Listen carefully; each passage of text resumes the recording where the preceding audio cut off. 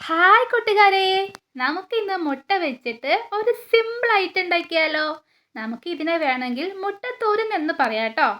അപ്പോൾ ഒരു ചട്ടി വയ്ക്കുക, ചീഞ്ചട്ടി വയ്ക്കുക.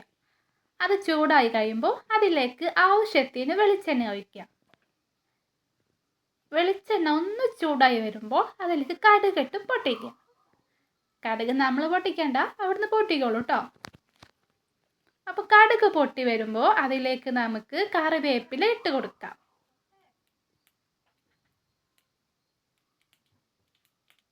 കടുക് പൊട്ടി വരുമ്പോഴാണ് കറിവേപ്പില ഇട്ട് കൊടുക്കേണ്ടത്. ഓക്കെ, കറിവേപ്പില ഇട്ട് കൊടുക്കുക. അത് കഴിഞ്ഞിട്ട് നമുക്ക് സവാള വേണം. ഞാനൊരു വലിയ സവാള എടുത്തിട്ടുണ്ടേ. അപ്പോൾ സവാള ഇട്ട് കൊടുത്ത് നമ്മൾ നല്ലവണ്ണം സവാള ഒന്ന് വഴറ്റിയെടുക്കുക. അധികം അങ്ങോട്ട് വെന്തങ്ങാണ്ട് അലിഞ്ഞു പോവണ്ട. ഒരു മീഡിയം സൈസിൽ ഒരു മിനിറ്റോളം ഒന്ന് നമ്മളത് വഴറ്റിയെടുക്കുക. ആവശ്യത്തിന് ഉപ്പിട്ട് കൊടുക്കാൻ മറക്കരുതേ.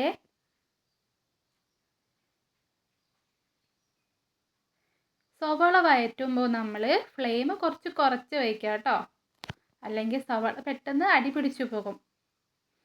ഇപ്പോൾ ഏകദേശം ഒരു മിനിറ്റ് ആയിട്ടുണ്ട്. നമ്മുടെ സവാള ഏകദേശം കണ്ടോ ഒരു ബ്രൗൺ നിറത്തിൽ വന്നിട്ടുണ്ട്. ഇനി നമുക്ക് അതിലേക്ക് മുട്ട പൊട്ടിച്ച് ഒഴിക്കാം കേട്ടോ.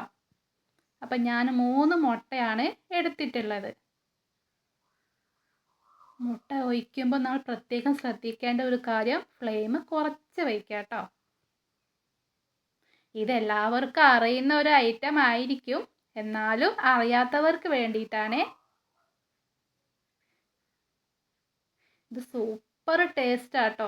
ഞാൻ ഇടയ്ക്കിടയ്ക്ക് ഉണ്ടാക്കി കഴിക്കാറുണ്ട്. അടിപൊളി ടേസ്റ്റാണ്. നമ്മൾ സാധാരണ മുട്ട പൊരിക്കുമ്പോൾ ഉള്ളതിനേക്കാൾ ടേസ്റ്റാണ് ഈ കടുകൊക്കെ വറവിട്ട് ഈ ഉള്ളിയൊക്കെ ഇങ്ങനെ വഴറ്റി ഉണ്ടാക്കുന്ന ഈ ഒരു തോരൻ കേട്ടോ. അപ്പോൾ നമ്മുടെ മുട്ടത്തോരൻ ഏകദേശം റെഡിയായി വന്നിട്ടുണ്ട്. ഇനി നമുക്കത് ഒരു പ്ലേറ്റിലേക്ക് മാറ്റാം. എന്നിട്ട് ആവശ്യമുള്ള കുരുമുളക് പൊടി വിതറി കൊടുക്കാം കേട്ടോ. അപ്പോൾ ഇത്രയേ ഉള്ളൂ. Okay, bye bye.